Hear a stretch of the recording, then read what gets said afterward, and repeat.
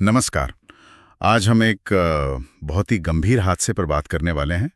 तेलंगाना के संगारेड्डी जिले में पाशामेलारम में जो सिगाची इंडस्ट्रीज का केमिकल प्लांट है, वहाँ 30 जून 2025 को एक भयानक विस्फोट हुआ और आग लगी। हाँ, बिल्कुल। और आज की हमारी ये जो बातचीत है, ये संगारेड्डी त्रासदी, एक औद्योगिक आपदा रिपोर्ट के कुछ अहम हिस्सों पर आधारित है।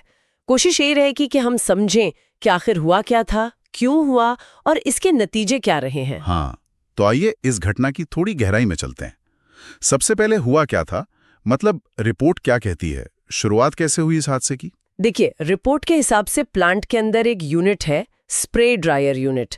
उसमें एक जबरदस्त धमाका हुआ पहले, और उसके फौरन बाद ही ना बहुत भयानक आग फैल गई। अच्छा। और इतना ही नहीं, प्लांट की जो बिल्डिंग थी उसका एक हिस्सा भी गिर गया, ढह गया। तो इससे हुआ ये कि कई मजदूर बेचारे अंदर ही फंस गए, मामला और बिगड़ गया। स्प्रे ड्रायर यूनिट, ये दिलचस्प है क्योंकि मुझे याद है शुरू में कुछ और सुनने में आया था, शायद रिएक्टर का जिक्र था। हाँ, बिल्कुल सही कहा आपने। शुरुआती जो खबरें आई थीं उनमें यही कहा गया कि धमाका केमिकल रिएक्टर में हुआ है, जो कि अक्सर ऐसे प्लांट्स में आप जानते हैं काफी अहम हिस्सा होता है। लेकिन बाद में कंपनी ने खुद सामने आकर स्थिति साफ की। उन्होंने बताया कि विस्फोट रिएक्टर में नहीं बल्कि स्प्रे ड्रायर यूनिट में हुआ था। और वजह क्या बताई गई? वजह बताई गई ओवरहीटिंग, मतलब जरूरत से ज्यादा गर्मी जमा हो गई थी उस यूनिट में। ये स्प्रे ड्रायर जो होते हैं ना, इनका काम होता है किसी घोल या तरल को सुखाकर पाउडर बनाना, और इसमें काफी ऊंचे तापमान का इस्तेमाल होता है। तो अगर तापमान कंट्रोल करने वाला जो सिस्टम है उसमें कोई गड़बड़ी आ जाए तो गर्मी खतरनाक लेवल तक बढ़ सकती है। हो सकता है अंदर का मटेरियल जल जाए, या फिर जैसा शायद यहाँ हुआ, एक तरह का डस्ट एक्सप्लोजन यानी धूल का विस्फोट हो जाए। और इसी को शायद एक्सपर्ट्स ने दुर्लभ से दुर्लभ घटना कहा है, मतलब अनियंत्रित गर्मी जमा होने के कारण। ये दुर्लभ से दुर्लभ क्यों? क्या मतलब सामान्य तौर पर ऐसे सेफ्टी मेजर्स नहीं होते इनमें? बिल्कुल होते हैं, यही तो बात है। स्प्रे ड्रायर जैसी जो मशीनें होती हैं उनमें आमतौर पर कई सेफ्टी लेयर्स होती हैं। तापमान, दबाव, इन सब चीज़ों को कंट्रोल करने के लिए इंटरलॉक सिस्टम वगैरह लगे होते हैं।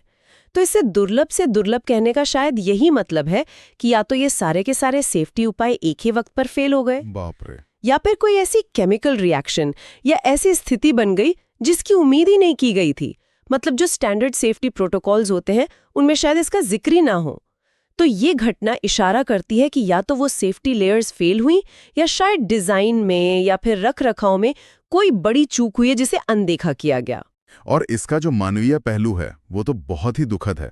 जो ताज़ा आंकड़े हैं उनके मुताबिक 38 लोगों की मौत कंफर्म हो चुकी है, 30 से ज्यादा लोग घायल हैं और कुछ लोग अभी भी लापता हैं या उनकी पहचान नहीं हो पाई है। हाँ, और ये वाकई दिल दहलाने वाली बात है कि कई शव इतनी बुरी तरह जल गए थे कि पहचान करना मुश्किल था। उनकी पहचान के लिए डीएनए टेस्टिंग की जरूरत पड़ रही है। उफ। अगर हम देखें कि इसके बाद हुआ क्या, तो फौरन ही बड़े पैमाने पर बचाव का काम शुरू हुआ।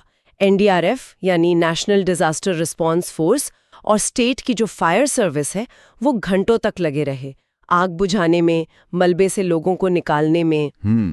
सरकारी लेवल पर भी एक्शन हुआ है। तेलंगाना सरकार ने एक एक्सपर्ट कमेटी बनाई है जो इस पूरे मामले की जांच करेगी, और प्रधानमंत्री और मुख्यमंत्री दोनों ने ही पीड़ितों के परिवारों के लिए मुआवजे का ऐलान भी किया है। लेकिन ये पूरी घटना जो है इसने औद्योगिक सुरक्षा पर बहुत गंभीर सवाल खड़े कर दिए हैं। क्या सेफ्टी प्रोटोकॉल फॉलो हो रहे थे? क्या मेंटेनेंस ठीक से हो रहा था? ये साफ दिखाता है कि केमिकल और फार्मा यूनिट्स में कितने सख्त नियमों की जरूरत है, और सिर्फ नियम नहीं, उनका पालन कितना जरूरी है। बिल्कुल।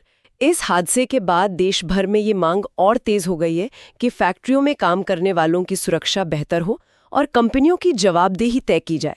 और ये एक अहम सवाल भी खड़ा करता है। अगर ये वाकई, जैसा कहा जा रहा है, दुर्लभ से दुर्लभ घटना थी, तो क्या हमारे जो मौजूदा सेफ्टी ऑडिट हैं, जो इंस्पेक्शन होते हैं, वो ऐसी अप्रत्याशित घटनाओं को पकड़ने में सक्षम भी हैं? सही बात है।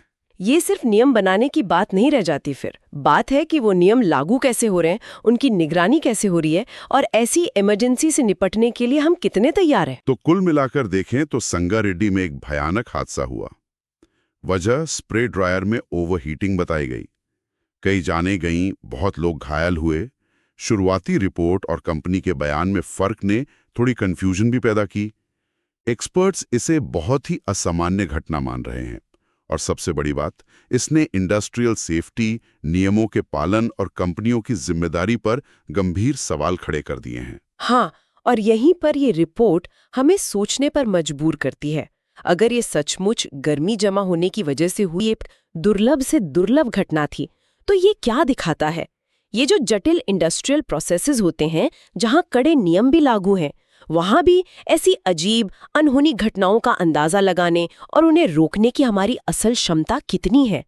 क्या हम कभी भी ऐसी अनियंत्रित, अप्रत्याशित स्थितियों के लिए पूरी तरह तैयार हो सकते हैं, या हमेशा एक अनिश्चितता बनी ही रहेगी? ये सोचने वाली बात है।